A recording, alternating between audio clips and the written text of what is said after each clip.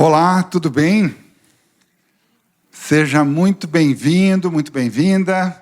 Você que está aqui presencialmente no Teatro UOL, no Shopping Pátio Higienópolis, e você que está vendo pela telinha ou pela telona, não sei se você está no carro, no metrô, na sua casa, mas, de certa forma, sinta-se abraçado, sinta-se abraçada nesta comunidade.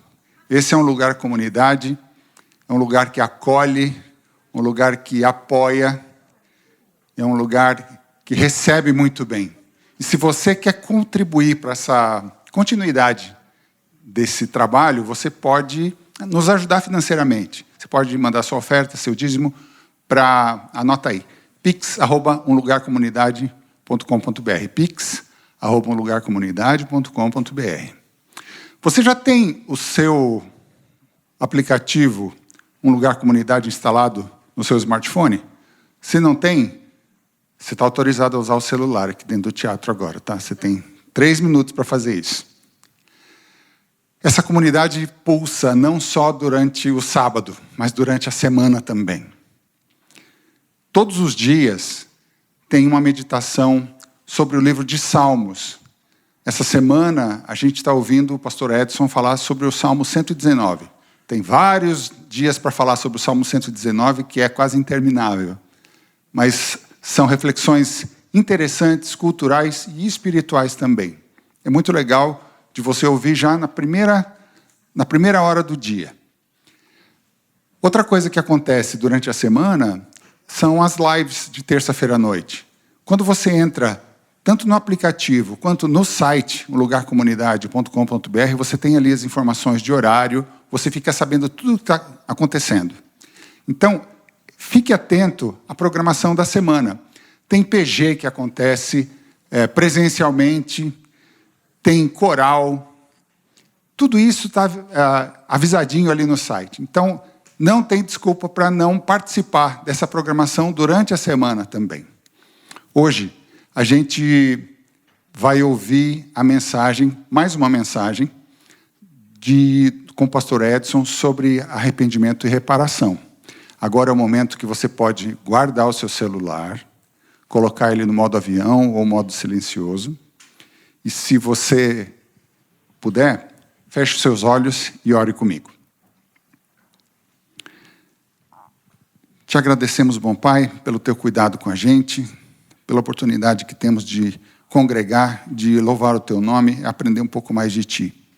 Que essa comunidade seja bênção, que a gente seja bênção para outras pessoas, que a gente possa compartilhar essa bênção para mais pessoas que precisam saber mais de Ti e do Teu amor.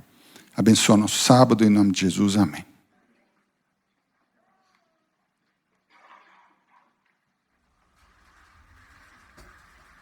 A palavra de Deus diz que nós jamais estamos sós, jamais andamos sozinhos. Vamos todos nos colocar de pé e vamos celebrar a alegria de estarmos juntos e a alegria também da certeza que temos de que Deus caminha com a gente aonde quer que nós estejamos. Vamos todos juntos. Nos lugares que eu pisar, com a planta dos teus pés, eu sei que pisarás. E as pessoas que eu tocar com tuas próprias mãos, eu sei, eu sei, por saber que vive em mim, viverei pra ser o que quer.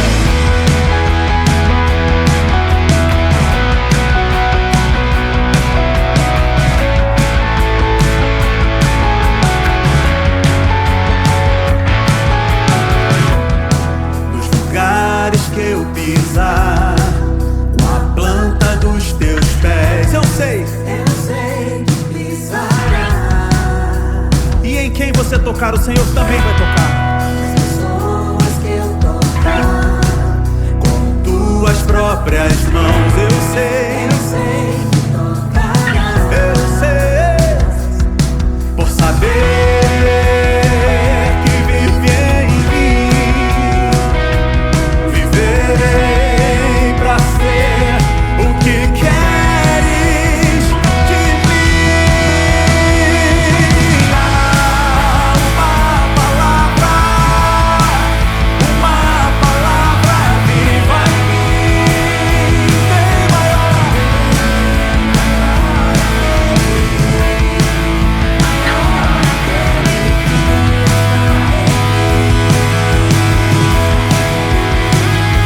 Não ando só, não ando só, ando em ti.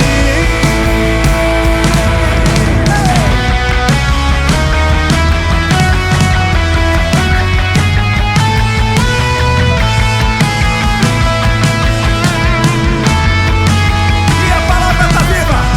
Há uma palavra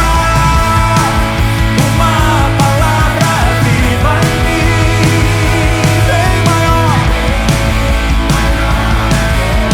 você.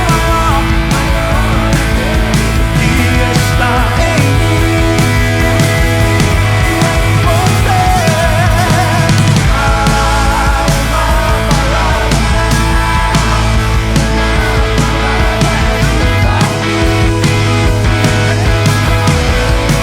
maior aquele que está em mim. Não ando só, ando em ti.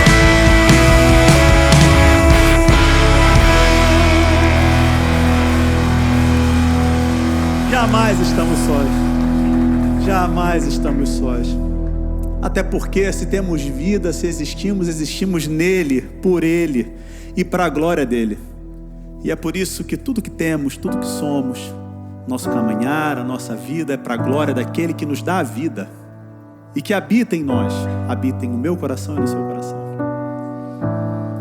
Por isso que toda a criação, todo ser que vive, todo que respira, proclama as obras do Eterno. Nós somos provas vivas do amor e da misericórdia dele. Os céus proclamam as obras do Eterno. Galáxias cantam. Galáxias cantam de sua imensidão. E uma voz, com sons de glória, ecoam em toda a criação. Do grão que faz a vida irromper, o esplendor invisível faz nascer. E uma voz com som de glória ecoa em nosso coração.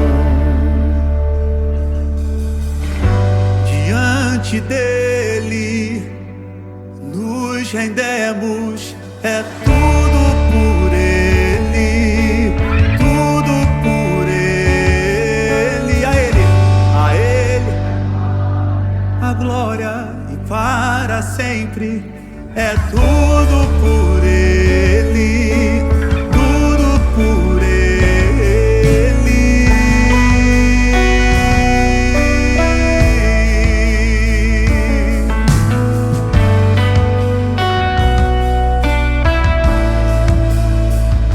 Em oração e na palavra seguiremos. Somos um só corpo, Nenhum só corpo, rendido a ação. E uma voz, e nossa voz, sons de glória, irá romper a escuridão. Diante dele nos rendemos,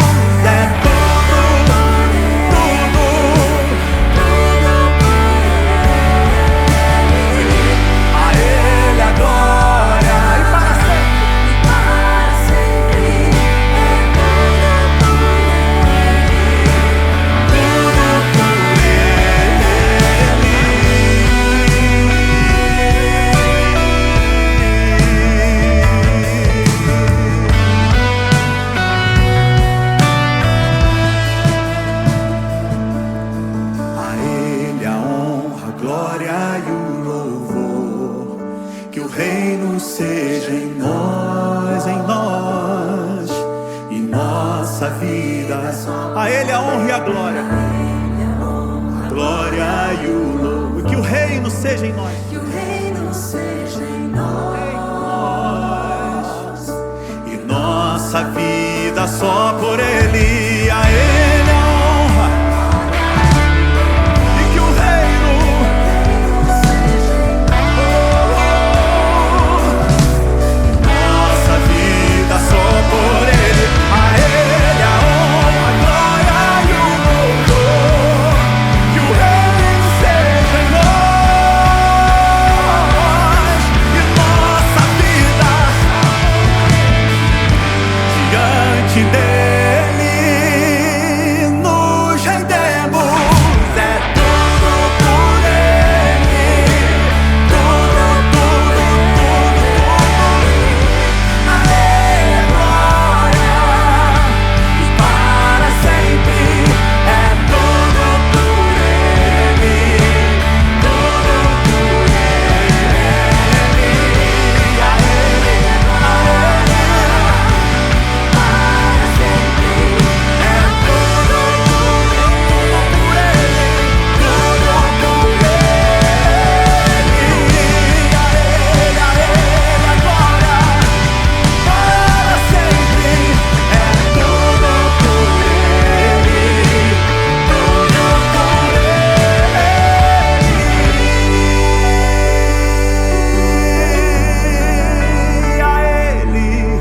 A Ele a honra, a glória e o louvor. Que o reino seja em nós. que o reino seja em nós. E nossa vida só por Ele. Que a minha e a sua vida sejam para a glória dele. Nosso respirar, que o nosso existir seja para testemunho da beleza que é servir a Ele. Servir a um Deus que cumpre suas promessas. Servir a um Deus que disse que um dia voltará a essa terra. E um dia resgatará com mão forte dessa terra todos aqueles que lhe pertencem. Mas Ele ainda não voltou. Enquanto isso, nós temos uns aos outros. Enquanto isso, nos resta sermos um sinal vivo e claro do amor e da misericórdia dele. É por isso que Ele nos compele a darmos mais do que receber. Mas a alegria de dar é a certeza de que Deus nos retribuirá com seu amor e com a sua misericórdia. Essa é a alegria de servir no reino de Deus. Mais bem-aventurada coisa é dar do que receber. Mas Ele não nos abandona. Jamais.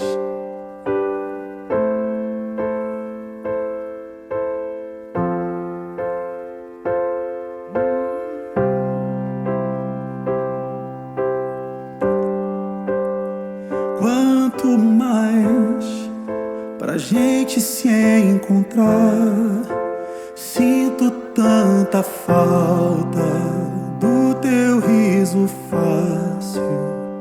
Há lugar pra gente se sentar, uma mesa farta, cheia de bondade. Eu te encontrar, preciso te dizer, sem você meus dias são desertos. E vem ao reino, me ensina a amar e a dar sem receber. Sem você meus dias são desertos. Venha ao reino e que venha teu reino. Veja, tudo que eu mais quero é te ver de perto, dar e receber o teu amor. Veja, tudo que eu preciso é andar contigo, dar e receber o teu amor, o teu amor, o teu amor, o teu amor.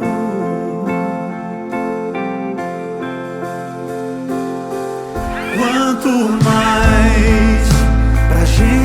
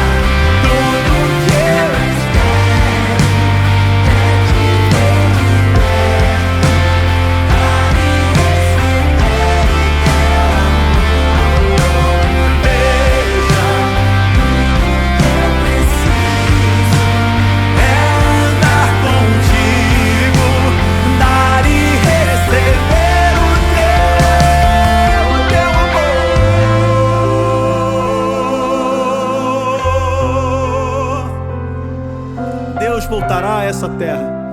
Embora pareça loucura para muita gente, é isso que mantém a nossa fé firme nele, a certeza de que um dia ele nos resgatará definitivamente. E com os nossos próprios olhos, nós veremos a sua glória. Sem sermos consumidos, veremos a sua glória. Que meus olhos possam ver o teu reino encher a terra. Eu verei. Que meus olhos possam face a face a tua glória. Meus olhos possam ver o teu reino encher toda a terra. Meus olhos possam ver face a face glória. Que meus olhos possam ver o teu reino eterno. Que meus olhos possam ver face a face a tua face a face, veja, tudo que eu mais quero é te ver de perto, dar e receber o teu amor. Eu preciso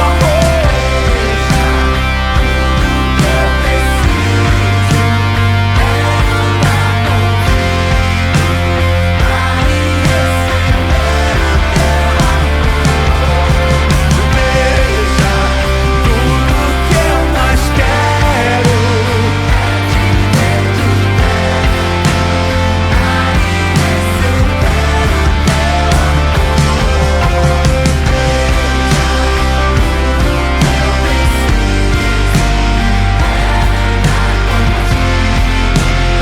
dar e receber o teu amor.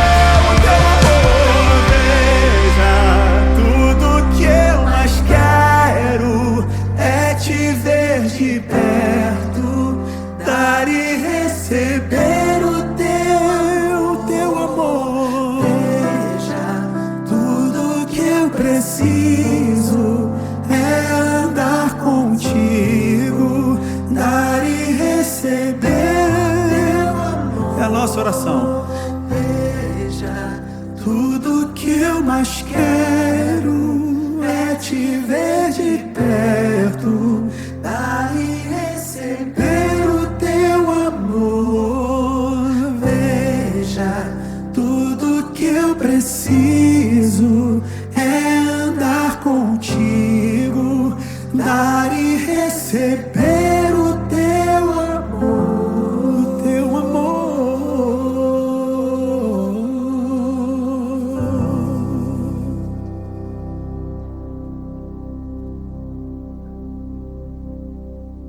Eterno nosso Pai, eterno nosso Rei. Muito obrigado, Senhor, por esse amor, por essa graça, por essa misericórdia que todos nós recebemos de Ti. Nos ajude a aceitarmos essa graça, esse amor, essa misericórdia e a vivermos por elas. É o que a gente implora em nome de Jesus. Amém, Senhor. Amém.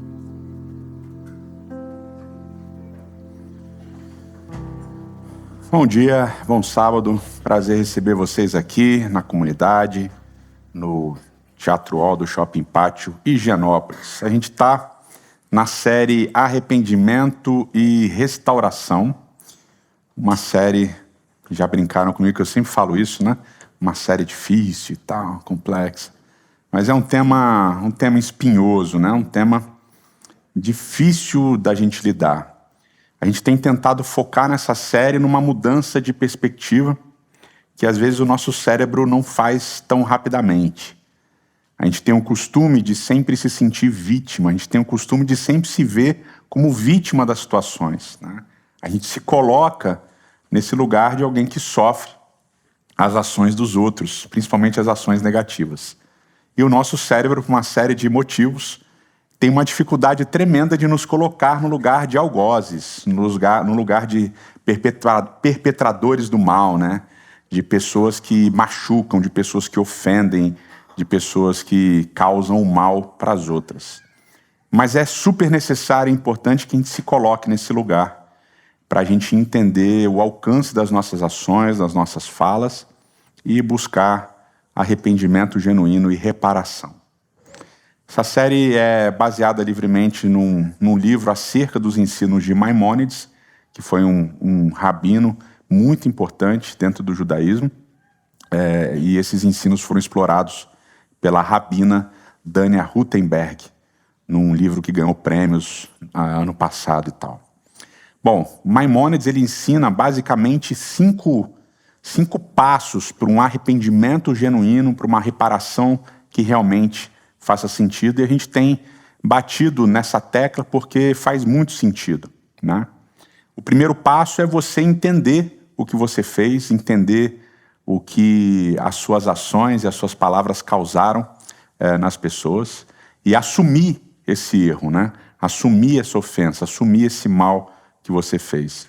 O segundo passo é você mudar de atitude, né? Uma mudança rápida e que faça sentido, principalmente para a vítima, né? O terceiro passo é você aceitar as consequências daquilo que você fez e buscar a reparação daquilo que você fez. Buscar resolver, buscar reparar a vítima do mal que foi causado, né? O quarto passo é você pedir desculpas. Você pedir desculpas para aquela pessoa que você ofendeu ou para aquelas pessoas que você ofendeu. E o quinto e último passo é você fazer novas escolhas para não repetir o erro que você cometeu ou que coletivamente foi cometido também. Agora, uma das coisas muito complicadas desse processo de arrependimento e reparação é a nossa tendência de associar o arrependimento e a reparação com o perdão. A gente imagina que quando a gente faz todo o processo de se arrepender, de genuinamente sentir mal pelo que fez, até chorar pelo que fez, buscar uma reparação pelo que fez, a gente imagina que no final desse processo, ou no meio desse processo, ou em alguns casos, em qualquer momento desse processo, que a outra pessoa vai perdoar a gente. E a gente associa o perdão ao merecimento. Então, eu fiz isso, eu busquei, eu me arrependi, eu chorei e tal, então eu mereço ser perdoado, né? Eu mereço receber o perdão dessa pessoa. E, novamente, a ideia de meritocracia vai estar muito firme, muito, muito latente nesse processo de arrependimento e reparação. Tão latente que muitas vezes a gente acha que porque a gente se arrependeu e porque a gente está buscando fazer uma reparação, a gente não precisa nem sofrer as consequências daquilo que a gente fez. Aquela famosa frase, mas eu já pedi desculpas, né? Que tantos de nós já ouvimos, né? Mas eu já pedi desculpas, eu já disse que eu estou arrependido e tal, por que você continua agindo assim, né? Se eu disse que pedi desculpas, se eu disse que eu estou arrependido, então você que sofreu as minhas ações tem que aceitar e tem que mudar a sua atitude comigo. Não é verdade? Não é assim que funciona? Estou mentindo? Pensa só no seu relacionamento amoroso. Você já teve em algum momento na sua vida. Pensa no relacionamento que você tem agora que você já teve. Não é assim que funciona? Quando um dos dois faz um negócio errado, aí, desculpa, tal, aí o outro continua emburrado, fala, mas já pedi desculpas. Não tem isso? Não é assim que funciona? A gente associa arrependimento a perdão, como se as duas coisas funcionassem basicamente juntas e ao mesmo tempo e fossem duas caras da mesma moeda. Inclusive com a atenuação das consequências. Ah, amor, mas eu, sei lá, vou pegar mais pesado, né? Atropelei alguém, não, mas eu parei, eu prestei socorro, eu paguei as despesas médicas, não sei o que lá, tal. Então, poxa, minha pena não pode ser tão alta, não precisa ser tão alta. Ou a família precisa me perdoar porque eu fiz tudo. A família de quem eu atropelei precisa me perdoar porque eu fiz tudo. Fiz tudo que estava ao meu alcance. A gente associa essa ideia de a gente se arrepender ao benefício de receber o perdão, de receber uma atenuação da pena pelo que a gente cometeu. E isso porque vocês sabem, isso é provado cientificamente, o nosso cérebro, um cérebro saudável, obviamente, ele tem dificuldade de se colocar no lugar de culpa. Dificuldade de se colocar no lugar de ser o algoz. A gente tem essa dificuldade. Então a gente associa as duas coisas muito rapidamente. E é interessante como na Bíblia tem algumas histórias que dificultam isso daí. A gente percebe, por exemplo, né, e muitos de nós ficamos indignados ao ler essa história, muitas pessoas, em todos os lugares que a gente comenta dessa história, as pessoas ficam indignadas. Fica ali, Davi, né? Primeiro a gente fica indignado com Davi. Davi foi lá, Davi matou o amigo para ficar com a esposa dele, porque tinha abusado da esposa dele e mandado ele para a morte, porque ela engravidou do abuso que ele tinha cometido. Olha que situação. Ele abusa de uma mulher, mata o amigo porque a mulher dele engravidou, para casar com a mulher que ele tinha abusado e agora estava grávida dele, para ninguém descobrir o que tinha acontecido. E aí nesse processo o profeta Natan vem e diz, olha, o fruto desse pecado todo que você cometeu, o fruto vai morrer, que é o filho, o bebê. Mas o que a criança tem a ver com isso? Realmente é difícil. E aí Davi ora, se arrepende, rasga as vestes, fica em pano de saco e cinzas, e fica orando, sem comer, sem fazer nada, implorando pelo perdão de Deus. E o que acontece? O bebê morre. E aí a gente fica, poxa, mas ele se arrependeu. Pois é. Mas arrependimento e perdão e arrependimento e consequências não estão conectados. São coisas distintas. E é isso que muitas vezes a gente não compreende. E na Bíblia, não é porque você se arrependeu que deixam de haver consequências pelo que você fez. Pelo menos em várias das histórias é assim que funciona. Nessa história de Davi é assim. E é curioso que o Talmud, ele tem uma frase muito forte sobre perdão. Ele diz que quando alguém faz a você algum mal, que é um dano irreversível, você não tem a obrigação de perdoar. Você está isento de perdoar. Você não precisa perdoar. Então, se há um dano irreversível, não há necessidade de perdão. Obviamente que um dano irreversível como a morte, a pessoa que morreu não tem como perdoar porque ela já morreu. Isso é óbvio. Mas as pessoas que foram atingidas por aquela morte, afetadas por aquela morte, segundo o Talmud, também não têm obrigação de perdoar. De tão forte que é, dentro da tradição judaica e dentro da tradição bíblica, essa separação entre a ideia de arrependimento e a ideia de perdão. Mas a gente constrói na nossa cabeça essa relação. E a gente acha que essa relação precisa acontecer. Só que a gente precisa entender que arrependimento e reparação tem a ver primariamente com o algoz, com aquele que faz, com aquele que agride, com aquele que ofende, com aquele que calunia, que difama, que é violento, que é abusador. O arrependimento e a reparação tem a ver com aquele que pratica o mal. Ele precisa se arrepender. Ele precisa reparar o dano que foi feito. É algo que tem intrinsecamente a ver com aquele que faz o mal. É para ele o arrependimento e a reparação. É óbvio que o arrependimento e a reparação trazem benefícios coletivos. Porque a vítima entende que houve um arrependimento genuíno e aquilo alivia o peso do que aconteceu com ela. Se houve reparação, uma reparação digna, a vítima também é ressarcida de alguma maneira pelo aquilo que foi feito. E não é só ressarcimento, obviamente, financeiro. A gente está falando de todo tipo de ressarcimento, inclusive emocional. O benefício é coletivo, mas o processo é um processo que tem a ver com a pessoa que praticou o mal. E o perdão tem 100% a ver com a vítima, com quem sofreu.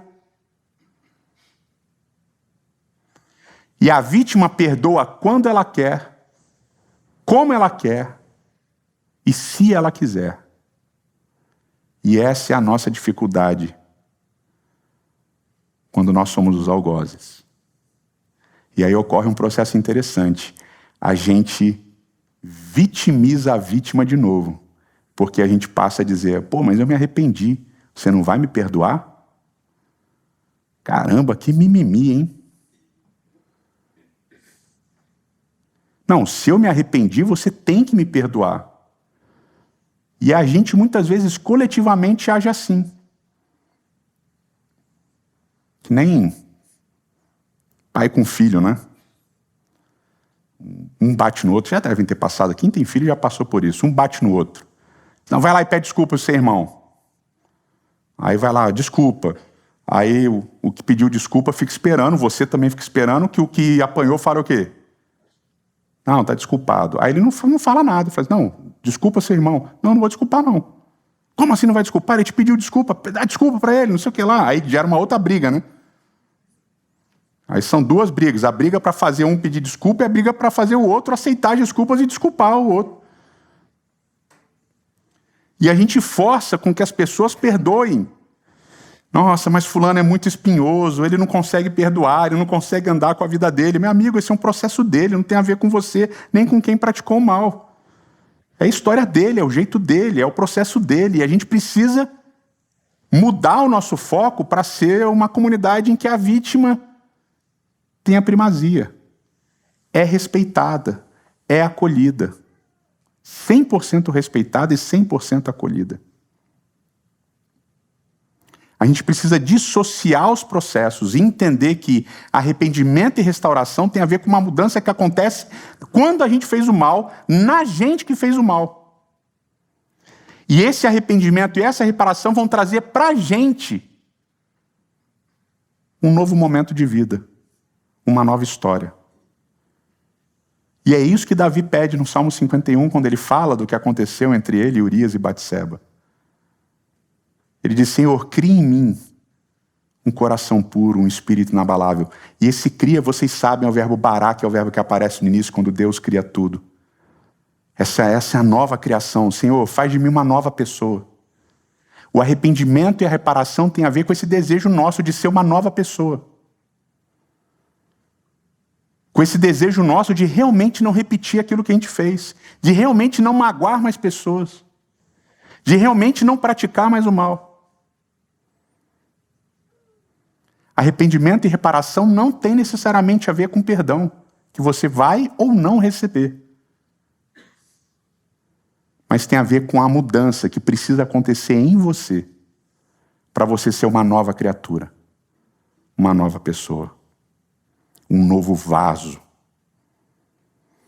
E na Bíblia esse negócio de perdão, ele é muito complicado, extremamente complicado. No Antigo Testamento, então, é bastante complicado quando a gente pensa na nossa tradição judaico-cristã. Porque no Antigo Testamento, a ideia de perdão, desse perdoar alguma ofensa e tal, está diretamente associada com Deus. Basicamente, são dois radicais que vão aparecer no Antigo Testamento, dois radicais que vão dar origem a verbos, a substantivos, etc. e tal, dois radicais que vão aparecer mais ou menos 57 vezes. Um radical aparece mais ou menos 40 vezes, que é o radical salar. E esse salar, nas 40 vezes que ele aparece, só Deus é o sujeito, só Deus perdoa. Só Deus consegue perdoar. Só Deus perdoa as ofensas, só Deus perdoa os pecados, só Deus perdoa aquilo que foi feito, Deus perdoa o mal que foi praticado e assim por diante. E é interessante que boa parte dessas vezes, o perdão de Deus não está associado com o arrependimento humano. Então é como se já no Antigo Testamento as duas coisas caminhassem um pouco desassociadas. Perdão é uma coisa, arrependimento e reparação é outra. É interessante isso. O outro radical, que é o radical nassá, que tem a ver inclusive com levantar, com carregar, mas também pode ser usado para a ideia de perdoar. Ele vai aparecer 17 vezes, e dessas 17 vezes, 16 é Deus que está perdoando. E uma são os irmãos pedindo para José perdoá-los pelo que eles tinham feito. Lembra que os irmãos venderam José para o Egito, como escravo, etc. e tal, depois eles se reencontram e tal. Ali no finalzinho do livro de Gênesis, quando o pai deles morre, Jacó morre, eles vão até José e falam assim, olha, perdoa os teus irmãos pelo que eles fizeram e tal. É a única vez que aparece essa ideia de perdão entre pessoas. Porque no Antigo Testamento, a maior parte das vezes, esmagadora maioria das vezes, é Deus que perdoa. E é só Deus o sujeito do perdão. Não é interessante isso? É pesado. É como se nós, seres humanos, não tivéssemos a capacidade de nos perdoar. Basicamente isso. E aí no Novo Testamento a coisa tem uma mudança de figura. No Novo Testamento você tem muito sobre o perdão de Deus, mas você também tem uma quantidade muito razoável de ensinos de Cristo acerca do perdão que a gente deve oferecer para as pessoas. E a gente já falou aqui na série de alguns desses textos. A gente já falou do perdoar 70 vezes 7, a gente já falou do Pai Nosso. Como é que é o Pai Nosso? Perdoa as nossas dívidas, assim como nós perdoamos aqueles que nos devem.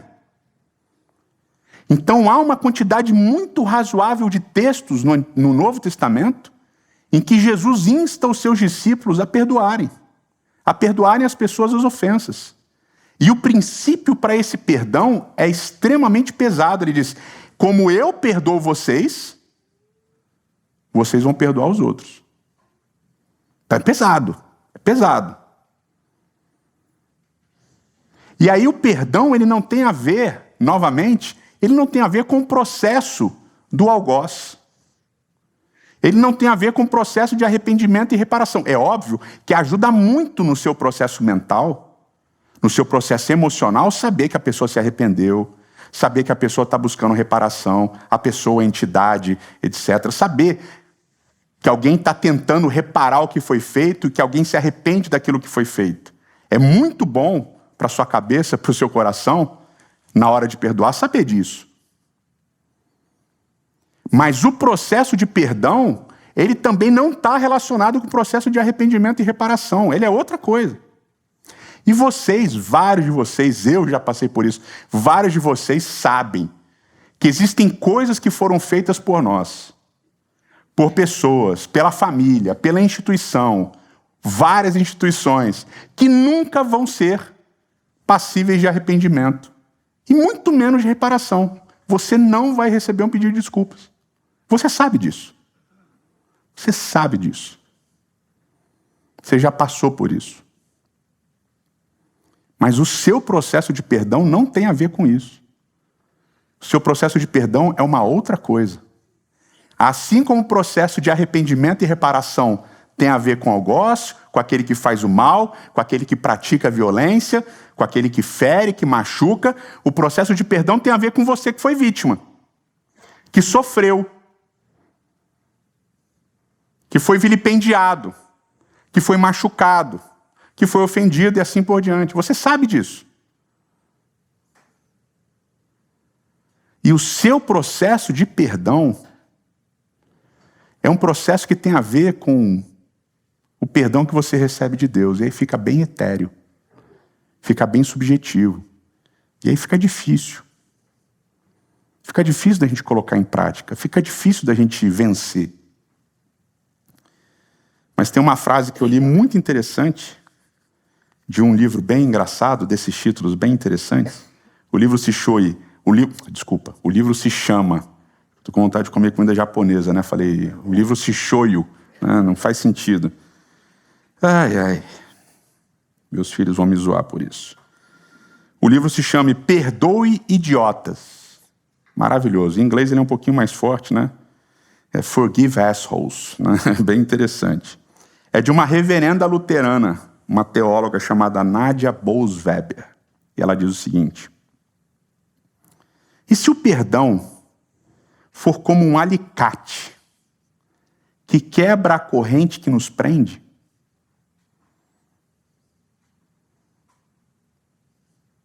Olha que legal, né?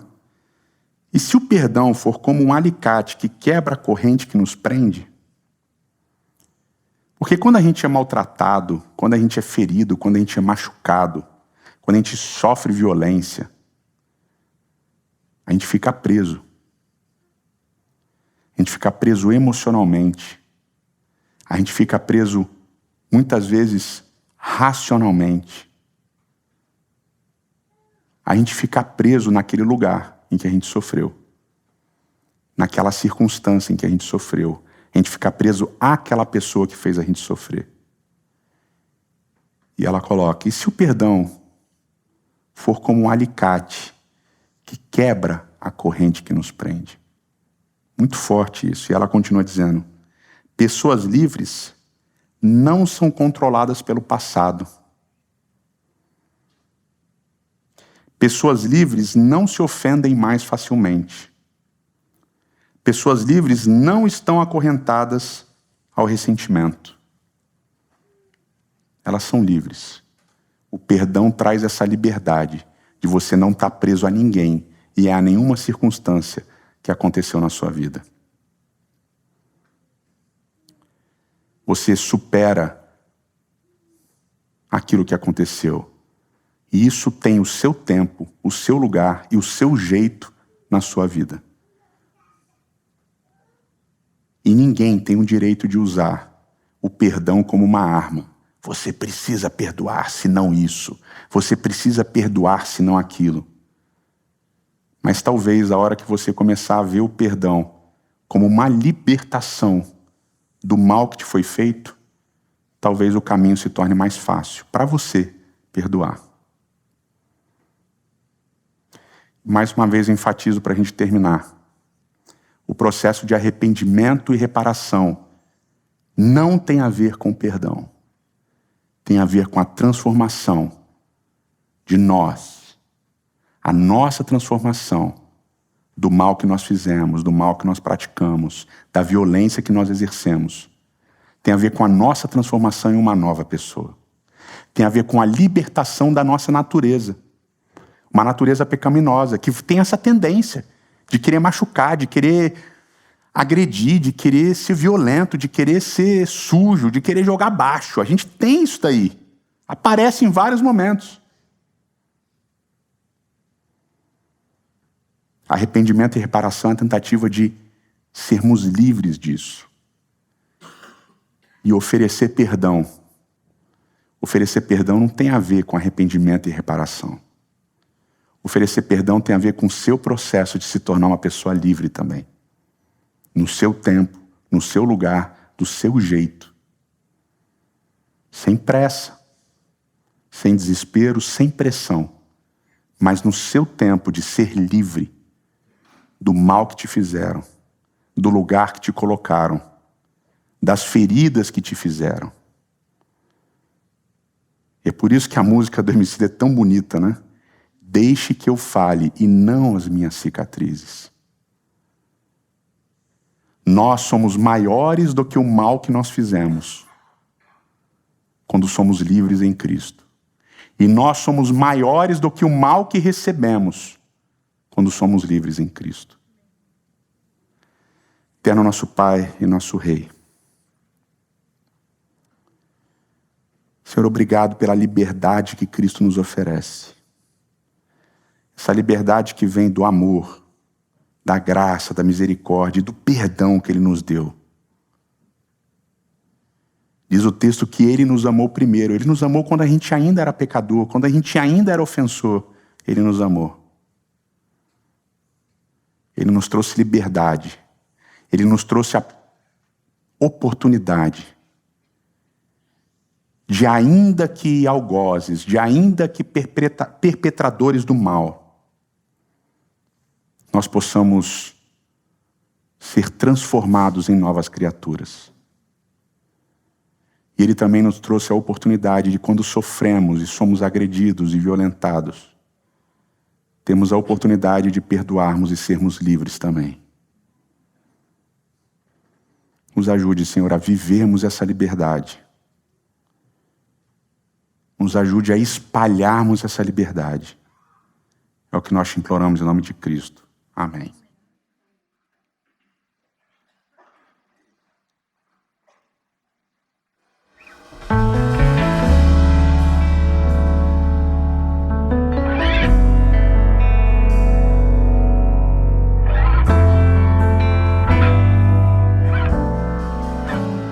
Uma escolha a fazer sem ter tempo pra pensar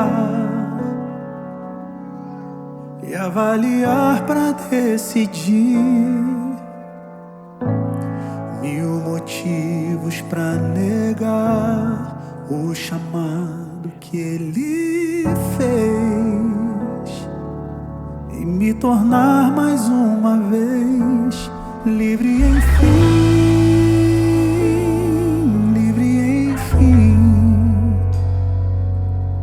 Do pecado que me afeta e me impede de seguir, livre enfim, da culpa e da amargura que me fazem regredir, livre enfim.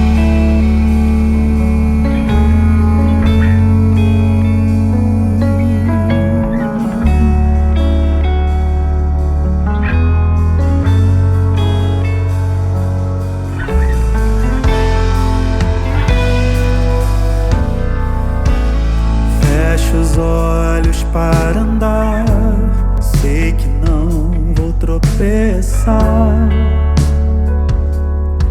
Tua mão me impede de cair. Cada passo sem você traz um risco sem igual. E eu quero sempre continuar livre, enfim.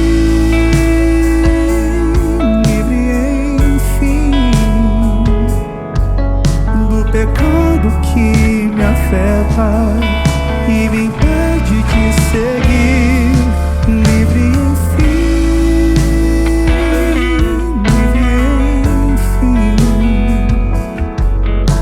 da culpa e da amargura que me fazem regredir, livre enfim. Não há outro jeito de viver feliz aqui. Vou andar com Cristo e vou segui-lo até o fim. O meu maior desejo é viver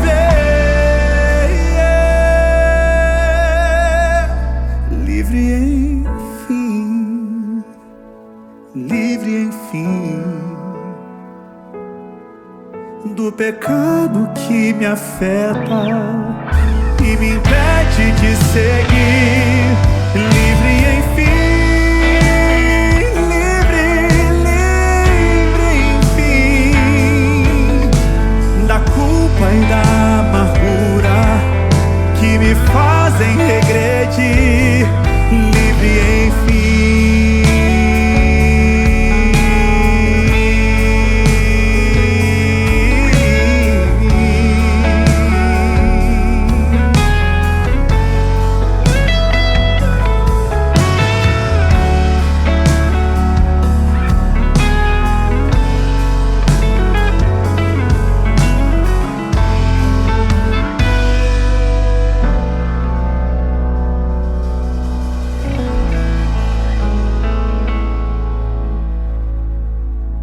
Que o Senhor te abençoe e te guarde. Que o Senhor faça brilhar o seu rosto sobre ti e tenha misericórdia de ti. Que o Senhor sobre ti levante seu rosto e te dê a paz. Valeu, obrigado pela presença. A gente se vê semana que vem. Um abraço.